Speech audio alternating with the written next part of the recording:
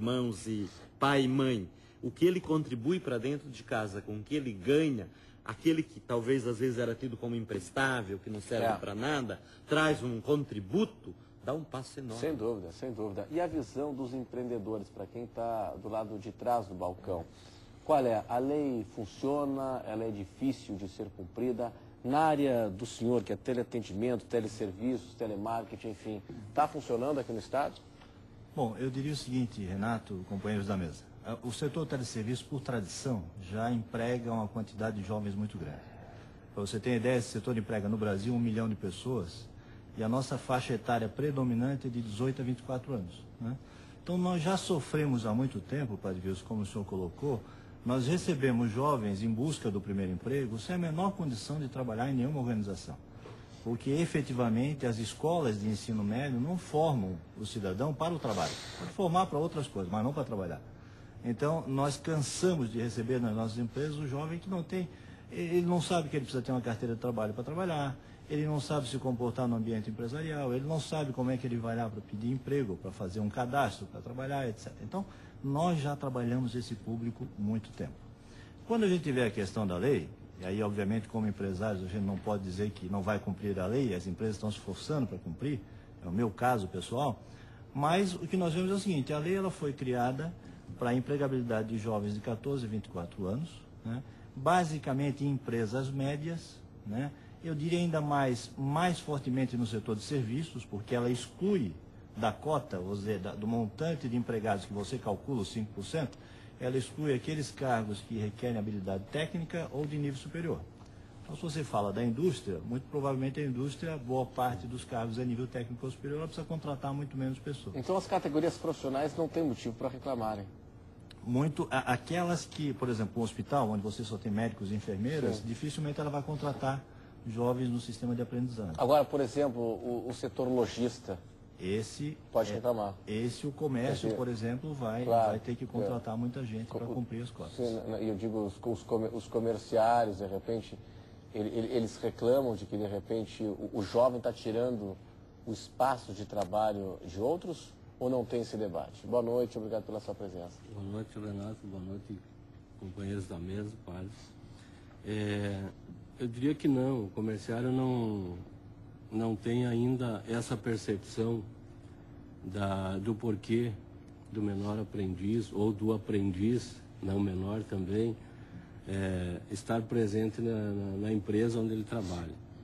A maior dificuldade que a gente vê, e isso o padre também colocou, é exatamente, eu diria em outras palavras, estimular o jovem para que ele busque essa oportunidade que lhe é oferecida de forma compulsória, eu diria, porque é uma lei que vem de cima para baixo, nos obriga a contratar o menor, independente da situação ou da condição de cada um, como falou a Lisiane.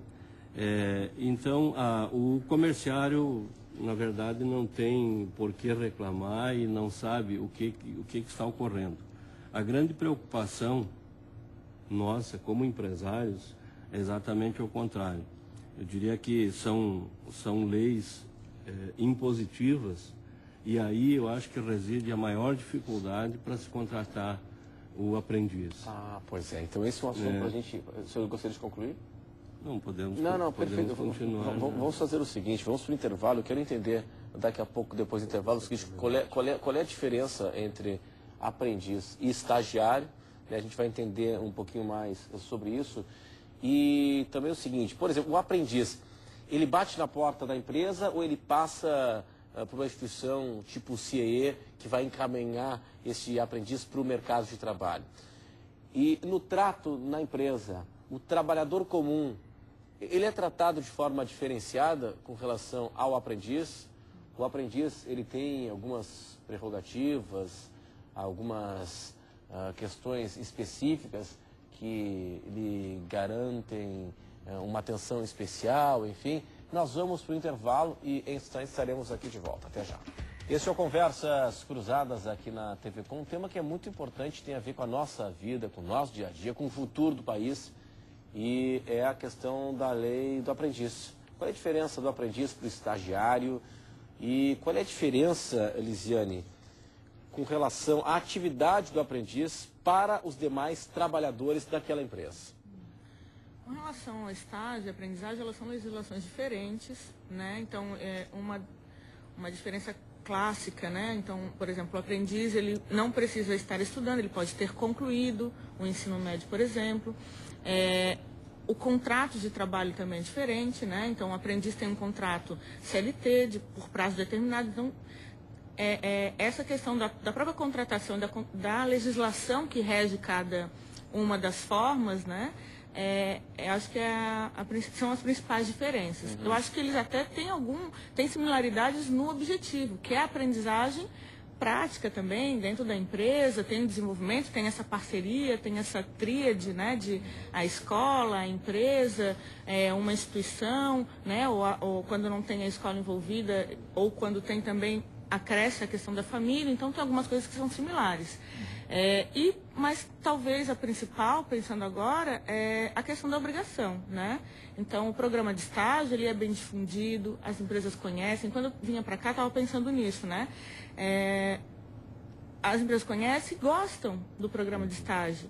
Eu acredito que à medida que as empresas conheceram o programa de aprendizagem, porque na prática, quando a empresa às vezes chama o CIE para ajudar ela a implementar o programa, ela está apavorada, porque ela recebeu um auditor fiscal, né? E diz que em 30 dias ela tem que implementar o programa, ela diz que não conhece a lei, ela já ouviu falar, mas ela não conhece a lei, não sabe por onde começar, né? E isso você ajuda, senta com a empresa, a gente faz o desenho, né? E coloca o programa para funcionar para a empresa poder se alinhar à legislação. Tá, Lisiane, me explica o seguinte, o aprendiz, ele procura a empresa ou ele procura uma instituição tipo CIE? Claro.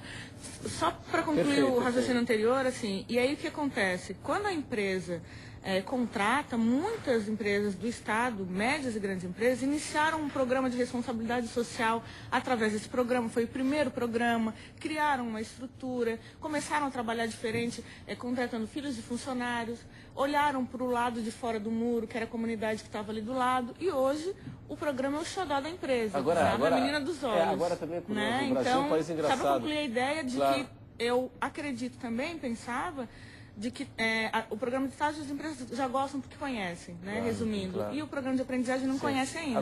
Aí o convite para experimentar. Agora, doutor Topaz, é o seguinte, né? É engraçado, né? Eu faço uma provocação aqui. O Brasil é um país engraçado, né? Porque é o seguinte, isso que a senhora falou é muito bonito, é bacana. Aí a empresa faz um programa de responsabilidade social, enfim. Está apenas cumprindo a lei, não está fazendo favor nenhum. Não é? Não fazia referência a isso. Claro, é bonito e tal, dá marketing e tal. Agora, não está fazendo nenhum favor, está cumprindo a lei. Mas por outro ponto de vista, né? Eu estou provocando. Por outro ponto de vista, o que as empresas estão fazendo? As empresas estão suprindo um dever que é do Estado de dar empregabilidade através do ensino para que as pessoas aprendam a trabalhar. Ou seja, de novo, a conta está sendo repassada para a iniciativa privada. Tanto é que o que se faz na lei do menor aprendiz, né, ou do aprendiz? O Estado diz o seguinte, olha, ele é um trabalhador como outro qualquer num contrato de aprendizado. Você, empresa, recolhe todos os encargos sociais que você deveria recolher sobre um empregado comum. Não tem incentivo nenhum. Não. A única coisa que você pode fazer é reduzir o FGTS que você recolheria para ele de 8% para 2%. Então, mesmo o benefício que o Estado parece que deu, ele tirou do trabalhador.